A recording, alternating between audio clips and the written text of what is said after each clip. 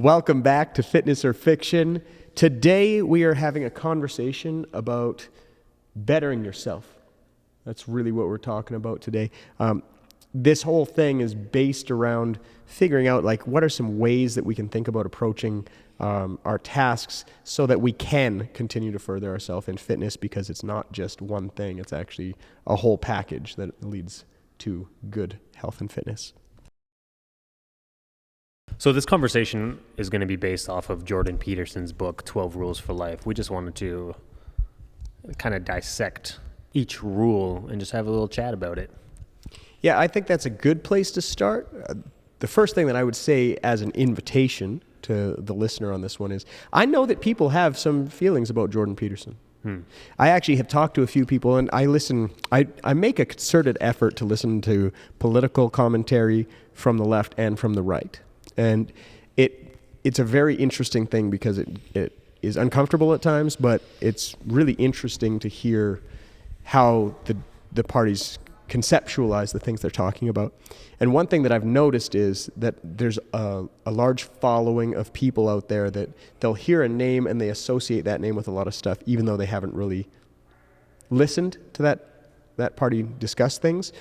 This book itself, I think, is actually a really good jumping off point for discussion. So this isn't necessarily rehashing what Jordan Peterson says on these topics. It's more a conversation on, here's some things and contentions made in the book, and here's what I think it looks like, and here's some pieces of the puzzle that I'm working through. So this isn't something, if you're a person that's not all about Peterson, this is not regurgitating Peterson. This is us talking about, what do we think about some of these things? Yeah, and for me, I think some of these things hold more value than others, and some maybe are just whatever. But well, yeah, and different value at different points in your life when you're dealing with different things, and where you're at. Learning different lessons at different times, absolutely. Totally. And the place that I often come from, I'm trying to be really honest, is I talk about things that I'm working through. Mm-hmm. I find that oftentimes when I'm teaching something, I'll have it misrepresented as, oh yeah, you think you have it all together. It's like, no, not at all. I'm actually teaching this because it's what I'm working through, not something that I think I've got licked. Yeah, that's interesting too, because I can vouch for that a little bit, because I've been in a lot of your classes where you've taught a lot of things, and I've come to realize that when you're teaching stuff, you're also trying to reinforce what you've already learned. So the more you teach it, the more you're solidifying that information in your brain. And it's almost like, you're funny because when you learn new information, you get excited to tell me about it, because you have this information in your brain, and by you telling me about it, you're locking it in your memory a little bit harder. And then the more people you tell, you start getting excited, especially in the fitness community, you start telling all the trainers that you mentor, you talk to your peers about it. And I realize that the more you talk about it, the more it just locks in your brain. And that's part of the reason, obviously you're excited to share the information, but I think that's part of the reason why you enjoy teaching. Yeah, well, it's the way that I take on information, but it's also a way for me to put it to somebody and hear potential rebut. And I think that rebuttal is a really important piece of it, because if you can have somebody say, I don't think that's true and here's why, and you can come to some sort of a understanding between the two of you, I think that's where we get to better and better places of understanding and truth. Mm-hmm. So if we're going to go down some of these ideas, the first one is pretty basic. If we're talking about bettering yourself, it's stand up straight. Basically, have good posture, hold yourself up tall. Yeah, that one, I think it's stand up straight with your shoulders back or something like this. Yeah. What does that mean to you? Tell me a story. What does that mean to you? It's interesting to me because that one, I constantly do have a little bit of a slouch in my upper back, like most of society, but I actually notice a difference when I actually lift my chest up and stand up a little bit straighter. I feel a little bit better, and I have really great body awareness, and I notice that my breathing becomes easier because my rib cage isn't collapsed. But it's almost like it's hard to breathe because I've been slouched for so long that I don't know how to breathe with my chest actually open and my rib cage up. But holding yourself up, standing tall, I don't know. It's not a way to command respect, but it's a way to let people know that you actually care about yourself. One of my mentors, when I was when I was younger, just first became a trainer. I was like 20 years old. His name was Karin. He used to give me hell all the time because I used to be very insecure and low confidence, and me and him would be walking around the gym or walking around the mall, and I would just be like completely slouched over and just very, very, very poor posture. And he would always slap me like, "What are you looking at the ground for? There's nothing down there for you. Look up, man." And he used to give me a hard time, and I thought it was ridiculous at the time, but looking back on it now, I really appreciate it. And it's still something I try to work on, holding myself upright. But that's essentially what it means to me. Like, it's almost like there's a primitive point when you look at somebody who's standing up tall. You either think of, like, some people would think, oh, like, I've had this conversation with people, like, stand up tall, lift your chest up, like, you're slouching, like, oh, but I feel like a douchebag. I'm like, you feel like a douchebag because you lifted your chest up. That's an interesting way to, like, how you perceive the world. That's a response to trauma, I would say. Mm-hmm. So I think the primary contention on this one, just tell me what you think of this one, is that the way you present yourself to the world matters. Yeah. And I think there's two sides to that coin. The first side to that coin is the way you present yourself shows where you're at with your relationship with yourself. Agreed. Like, it's one of these things where you can tell when somebody's having a hard time and things like this. And how can you tell? Is it their energy's off or something? You're taking nonverbal assessments based on how they present themselves. So their response to you will be different. So there's this thing of, like, how do you feel about yourself? And there's a physical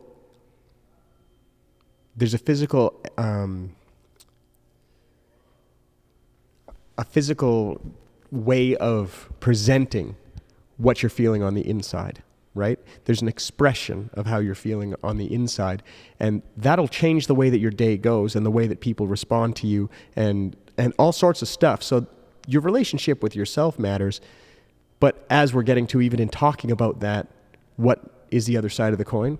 The way that people respond to you, the way that your day goes, can be impacted by how you show up and present yourself. Yeah, there's an old Jim Carrey quote where he's like, your eyes are not just receivers of information, but they're projectors as well.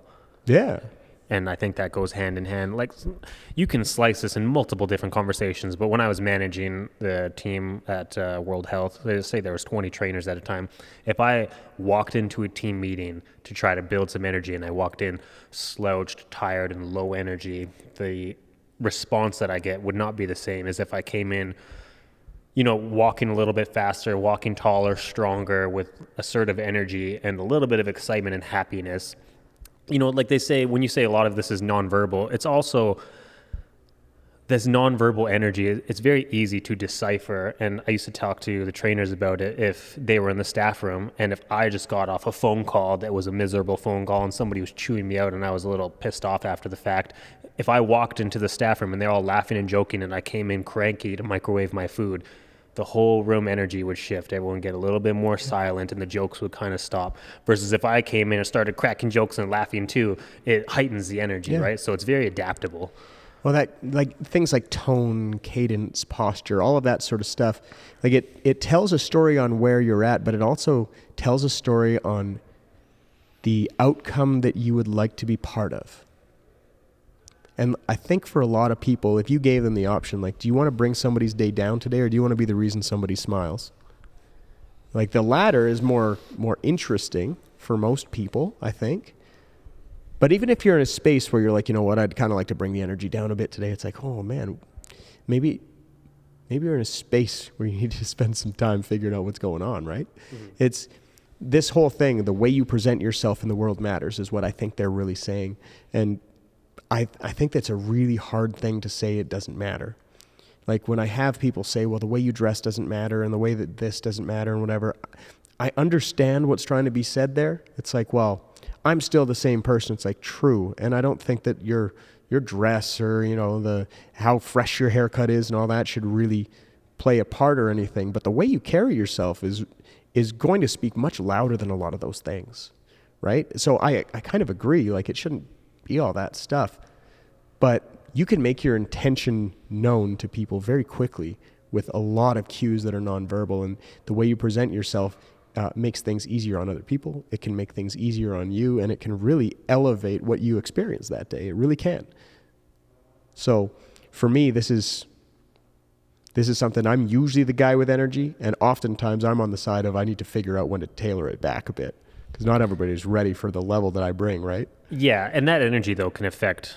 Again, like, we can keep beating a dead horse with this one, but that energy, I've seen it personally because I think you're much more extroverted than I am. I'm much more introverted, so I'm more willing to enter a room of people or a crowd of people with a little bit lower energy and a little bit lower vibes of like, I'm kind of keeping to myself. Like, I don't really want to talk to anybody unless it's going to be a quality conversation. I'm not here to just have small talk and kind of just bring energy and excitement, whereas you're the reverse. You're very extroverted, and you'll enter a crowd and you can almost just see everybody's energy kind of just perk up a little bit. It's like most people will gravitate to that strong energy and that strong positive wavelength and kind of lift them up. If there was a crowd of 10 people and you came in with a happy, strong, positive energy, 2 people are going to be like, F this guy. Who does this guy think he is? Absolutely. I've seen it before. But the rest of the people will kind of just appreciate that energy. It's like if you go to Safeway and you're buying groceries and the cashier's on autopilot and having a cranky day and you're like, hey man, how's it going today? Like, how are you? They're almost confused. It's almost like when you're on an amusement park ride and the roller coaster guy's like, okay, have a good ride. And you're like, okay, you too. Yeah. Yeah, no, it can go either way. And for me, in a lot of cases, I know that there are people that sort of energy is tough for them. My wife sometimes is like, it is 10:30. Settle down. Calm down, Curtis. Right? But, it's one of those things. I actually really do care on how other people are doing, and they're not always in a place where they really want me to bring them up. So it's something I've had to get used to. Yeah, you got to be a bit of a chameleon. We've done that with our job. What's interesting, what you said is holding yourself in a strong posture can be a trauma response for people that think it's the aspect of a douchebag. I don't know if you want to elaborate on that, but I'd be interested. Well, this is... So, actually, may I say something? I'm sorry to interrupt. That was actually me with Karin, my old mentor. So when I was at the gym, I was just a member working out, and he was a personal trainer, and he used to carry himself super strong, very, very confident, very, very loud, very playful, but also maybe a little bit more assertive sometimes. I thought this guy was the biggest douchebag on the planet. I was like, man, I hate this guy. He's so cocky. He's so annoying. Cocky and aggressive is what people often will take that as, but that is going to be value that they're placing on what they see based on experiences that they've had in their past. Mm-hmm. So that doesn't mean that that's who he is. It means that's what they associate that with. It could have been that they knew somebody that was very confident and carried themselves like that was very overbearing and dysfunctional, right? A bully, yeah. Yeah, it could have been all sorts of stuff. So I don't think that you have to be responsible for how people perceive you. I think it would be absurd to say that that's the case. I think that you should be trying to respond and make environments as comfortable as possible. But in a lot of cases, if you're presenting humble, positive energy and you're trying to create relationships and do positive things and respond to where people are at, and they're perceiving it as this person's too confident, that means that they're to be questioned on whether they're good or not. I think in a lot of cases, it would be fair to say that comes from a previous experience that they had with somebody that had dysfunction attached to that similar posture. Yeah. Right? So I do think that it's fair to say the way you carry yourself in the world matters. The way you present yourself to the world matters. And it's for other people's sake, but it's also for your own sake. And we have a lot of data saying that just changing your breathing, your posture, your mindset can really change even just basic health metrics. It's really crazy. So that's one that I would think is really hard to refute. Let's try number 2. What's number 2? So number 2 is one of my favorites. Like we were talking offline, it's treat yourself like you're somebody responsible for helping. And my little tidbit on that is, in my experience, I find that everybody is willing to bend over backwards to help their loved ones, but they're not willing to put in the same effort to help themselves. And I get that from people being like, oh, if you need anything, Curtis, I got you. Let me know. I'll help you. And like, they're willing to exert all this, like either like energy or finances or just time, commitment, anything, unconditional love and support for other people. But then when they're in their own head, they lack that unconditional love. They lack that support. They lack that talk. Like people, in my experience, training for 12 years, dealing with a lot of people who have poor self-talk to themselves. Oh, I'm such a loser, or oh, I'm so weak. I'm like, would you let your friends say that to themselves? Like if you said that to, oh, this guy's such a loser, I'd be like, it wouldn't fly. No. I like where you're going with that one as far as, treat yourself like you're somebody who's responsible for helping, and you're going to the like self-love side of things, which I like. And I also see the other side of it, which is culturally significant, where it's like, if you picture a space where each person came into that space to use it and they considered themselves responsible for that space, imagine how much different it would look than people coming in being like, it's not my problem. Like, I think that it is significant for the way that you look at yourself and treat yourself, like you're saying. But I think there's also a cultural significance there, where if we were all to shoulder the responsibility of things at large, I think that things would tend to go better. And I could give a lot of examples. It's like somebody lends you something. You try to treat it like it's your own, like you're responsible for it, right? And this interplay between rights and responsibilities, it's another two-sided coin. Like I hear a lot of talk about responsibilities and things like this, and I think that, or about rights. And it's like, well, I should have the right to do this, I should have the right to do that. And human rights are super popular to discuss, right? And human rights aren't locked in as we think around the world. But it's better than it was, I think. But there's still a lot of space to go. I don't hear near as much discussion on responsibilities. And for every right comes a responsibility. I really think that if we were to look at the rights that we have and what the responsibility is attached to that, I think that that could lead to a lot of positive things. I really do. So parlaying it into your kind of conversation on the way you look at yourself, if you were to look at yourself as a person that had just as much value as anybody else and you're worth helping, I think that would really bode well. I had a mom that I did a consult with on Monday. She told me all about what her twin boys needed. She was bringing her husband and her twin boys. It was a consult with 4 people. And she talked for like 15 minutes about what her twin boys needed and things she was concerned about there. And when she got in front of me, I was like, you gave me the mom answer. Like, you told me what everybody else needs. What about you? Turns out she's got a shoulder issue. She's got a significant hip issue. She's got neck pain. She's got all this stuff going on. It's like, slow down. Nobody else is in pain like this. You're worried about them getting injured playing hockey.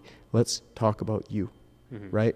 So I think that on both ends of that, it's a really easy thing to look at.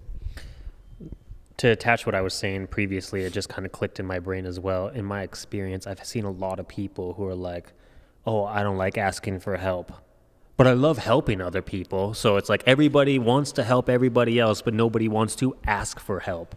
And it's like this weird standpoint where, well, if nobody's asking for help, then nobody's going to be able to offer the help. And if you ask me for help, like, Eric, can you come help me with this?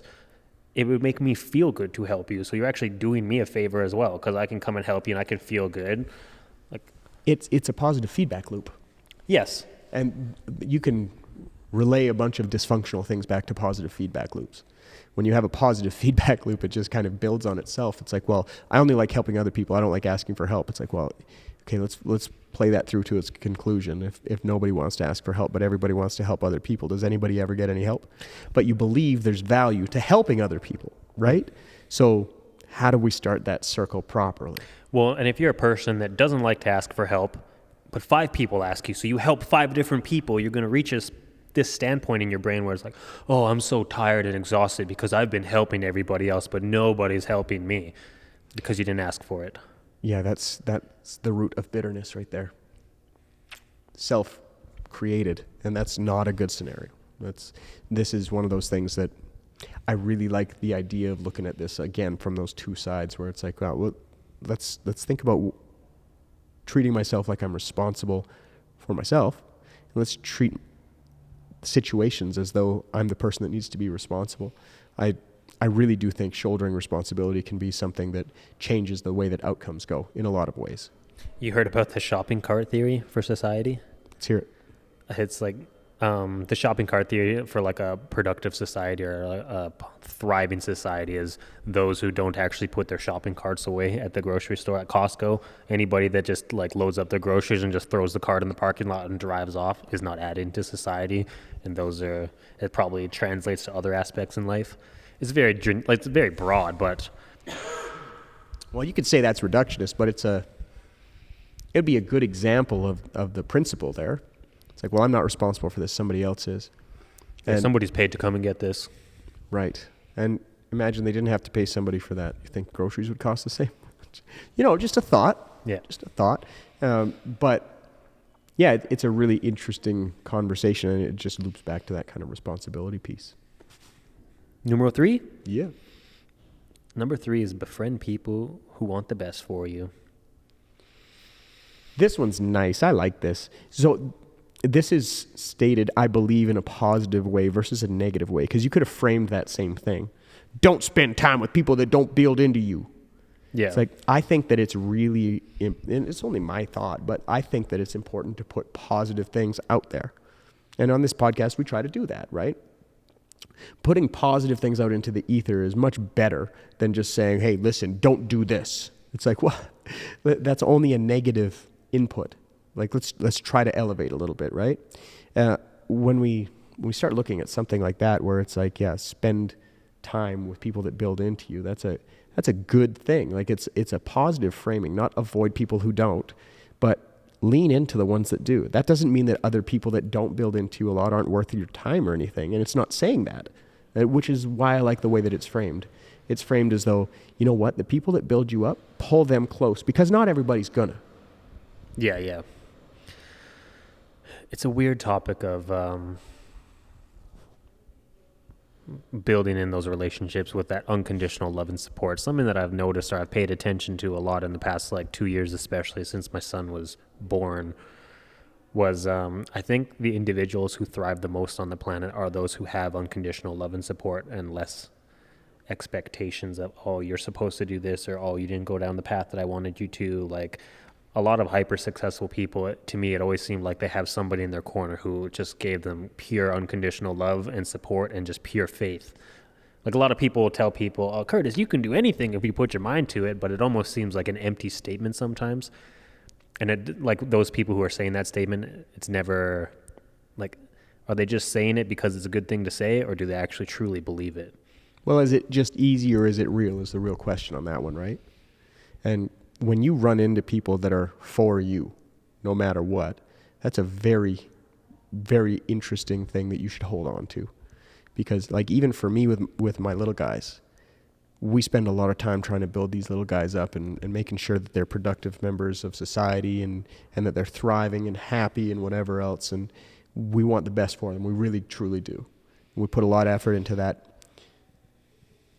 One of the most challenging things for me as a parent was when I first had to drop William off for school, because you stand back and you watch them in line and you know that not everybody there gives a crap, right? So it's the first time where you're knowingly exposing them to a situation where people just don't care. Like, you can't expect other kids to care. And when you're first dropping them off for school, they're young, right? So, like, Lucas going to preschool last year at 4, like, do the other kids really care? Well, most of them are borderline sociopaths. They're just learning empathy, right? I'm not saying borderline sociopaths meaning they're bad people. Kids don't really develop empathy until right around 4 years of age. Before that, they parallel play at 2 and 3. They don't really play with each other. They parallel play because they just care about surviving and doing what they're doing. They're learning about the world still. But that was a hard part for me as a parent, and watching Lucas get into the line in kindergarten and Will get into the line in grade 3, you just, as a parent, sit back and be like, man, I hope they treat them as valuable as they are, right? And those are the relationships that even as a parent, you're like, when you find somebody that appreciates your kid, it just makes you feel so good. Because it's a safe space for them, and it's not all safe. The world's tough, man. So I think this one is, I like how it's positively framed, and I like how it can apply to yourself and people around you, where it's like, yeah, encourage the people you care about to be around people that are going to build them up. You can do everything you can, but they need to hear it from more than one source. Yeah. Right?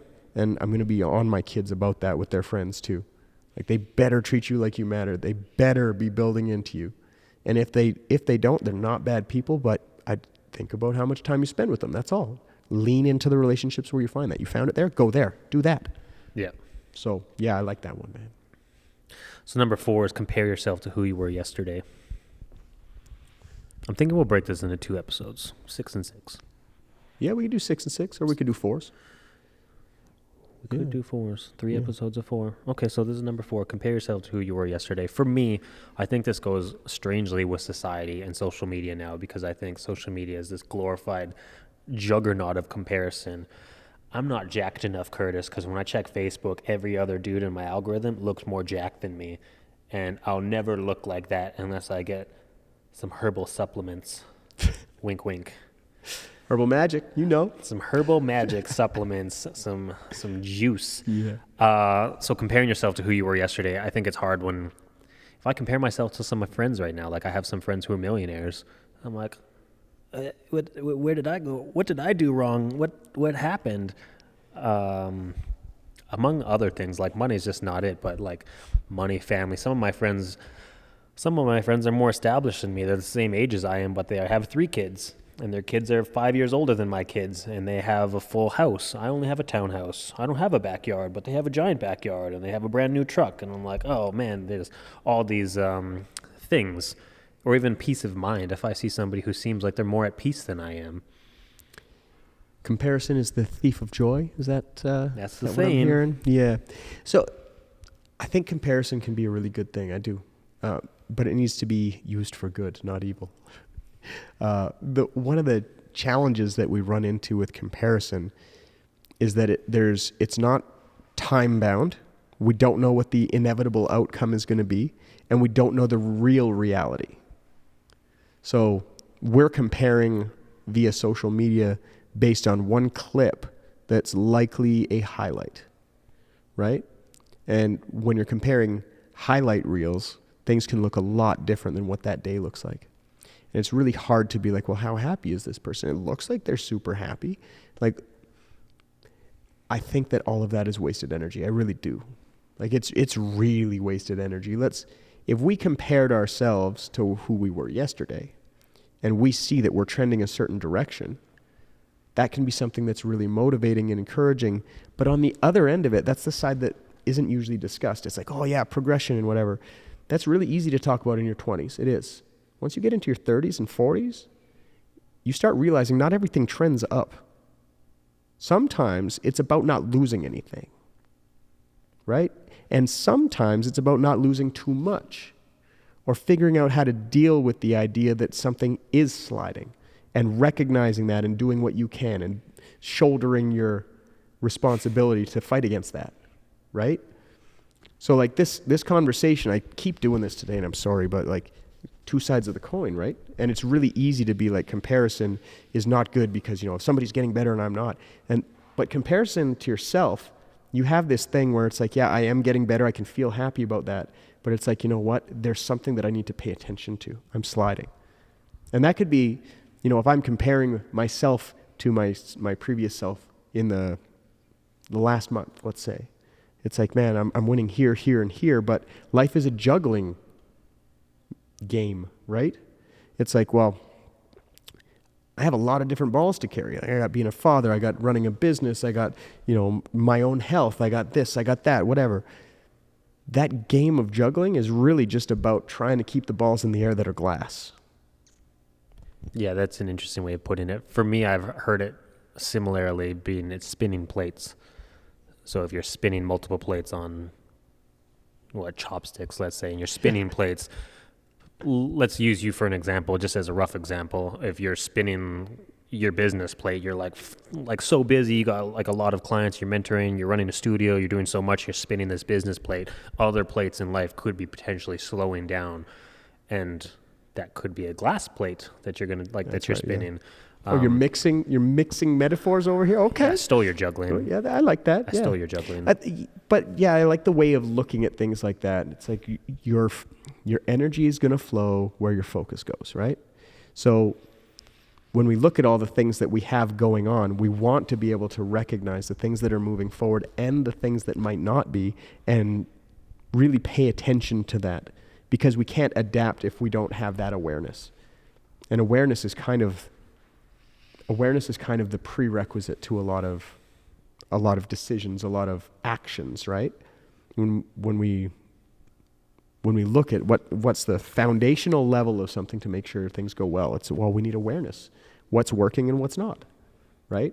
So this conversation, I like that discussion. It's figuring out, who should I compare myself to, and why does that even matter? And I think that those points are something that it's pretty hard to look at as like this is going to be dysfunctional. It's like I'm going to try to put my energy towards where I'm trying to go and my needs and wants, because being a millionaire isn't high on my priority list. I don't care about that at all. I care about having successful relationships and successful children and happy experiences with my family that my kids can remember, right? So when I compare myself to other people, I'm comparing apples to Porsches. Apples to Porsches. Yeah, they've got different rules, man. Like their interests are different, their focuses are different. Winning for them looks different than winning for me. And as soon as I realized that, I became a happier guy. And I've always been a pretty happy guy, but understanding that it's not the same game and it's not comparing apples to apples, that really helped me. You know what's weird? This is going to be a vulnerability point for me. Just speaking about like my own vulnerable mindset that can be toxic at times, and I think it is a toxic frame of mind. It's always in the back burner, but I try to like shut it up sometimes and chill it out. But in regards to comparison, if I compare myself to somebody else, somebody that's more jacked than me, or somebody that's more financially set than I am, or somebody that looks like they have a happier family, whatever the case may be, it's almost, I don't know why my brain does this. I guess it's looking for a little bit of peace of mind, but it's like, well, that person is much more jacked than I am. But I've done this and this and this and this, and this is more valuable than being jacked. So I'm able to set that aside, that comparison aside, and be like, well, what I've done is more meaningful. Like I did a better job. So it's like this weird game that my brain will play. Like, well, we're doing a better job though because we got this. Like, searching for meaning as a person is tough. I don't know if this is like guy specific or anything. It's searching for a meaning, but it's also searching for winning or to be right, like significance. To be better, significance. Yeah. I don't know. It's a weird thing my brain does though. And I don't really like it, but I can identify that I do it. I do that as well. Like, you do that with your biceps? You'll always mention things that you're like, oh, you're just good at everything. You can do this, you can do that. It's like, yeah, there's a piece of that that's deeply rooted in dysfunction, right? Well, how come I feel like I have to be so good at everything, right? And how do I feel if I'm not the best in the room? It's like, well, I'm going to put in some work. I think that there's a section of that that's somewhere along the way that I attached too much of my value towards how well I could do things. And like I said, I don't know if that's a guy thing. I'm a dude, so maybe it is a dude thing. So it could just be a person thing. You're only worthwhile if you're successful or you're optimal at things? Yeah, you got to be good at things to be good is like a deeply rooted feeling, right? I can't quote the study, so you're just going to have to take it for what it is, but there was a study that was done on high performers and high achievers, and almost all of them had some sort of childhood trauma because they had to always exceed expectations and be better than everybody else.